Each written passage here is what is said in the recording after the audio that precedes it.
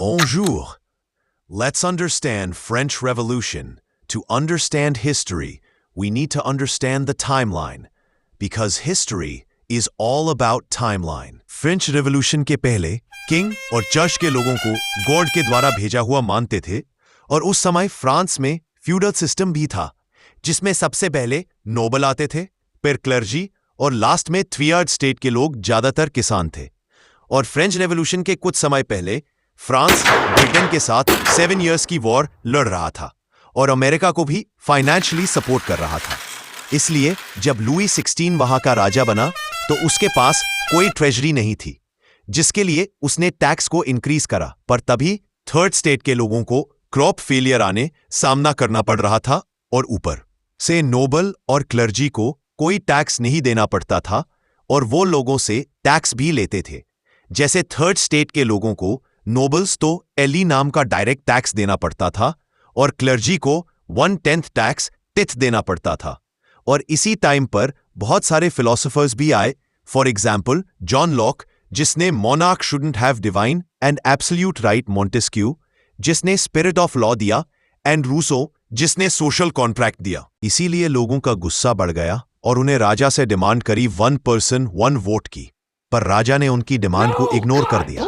इसलिए जून 1789 में लोगों ने अपनी अलग असेंबली बनाने का सोचा और पास के अक टेनिस कोर्ट में टेनिस कोर्ट ओथ ली और अपनी अलग नेशनल असेंबली बनाई। पर इससे लोगों को यह डर लगा रहा कि राजा उनके लिए कोई कॉन्स्पिरेसी कर रहा है। इसलिए उन्हें 14 जुलाई 1789 बस्टिल प्रिजन में स्ट्रोम किया ताकि वो वहां से वेपन्स ले सके।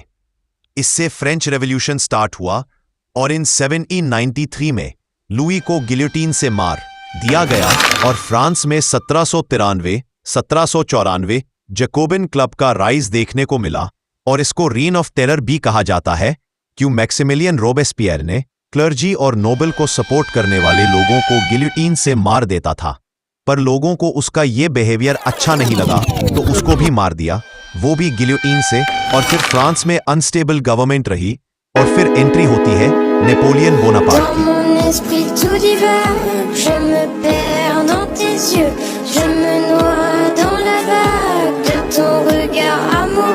नेपोलियन उस टाइम पर फ्रांस का हीरो था, क्योंकि उसने इटली, इजिप्ट और रशिया के ऊपर कंट्रोल जमाया था और उसने न्यूज़पेपर में अपना प्रोपेगेंडा फैलाया, फ्रांस में फेक वोटिंग कराई, जिससे वो 1804 में वो फ्रांस का डिक्टेटर बन गया। और उसने अपना सिविल कोड दिया, जिसमें उसने फ्रांस में फ्यूडल सिस्टम खत्म किया, टैक्स को कम किया, फिक्स्ड मेजरमेंट बिटवीन स्टेट किया और उसने फोर्सफुल आर्मी में रिक्रूटमेंट की और फ्रांस में सेंसरशिप लाया, जिससे उसकी कोई बुराई ना कर सके। पर फ्रांस के लोगों को कोई दिक्कत नहीं थी, पर दूसरे देश के कंजर्वेटिव साथ आ गए, क्योंकि नेपोलियन अपनी टेरिटरी और अपनी सोच दूसरे देशों तक ला रहा था, जिससे कंजर्वेटिव्स को चिंता होने लगी। ड्यूक मैटरनिच ने कहा, "When France sneezes, the rest of Europe get cold."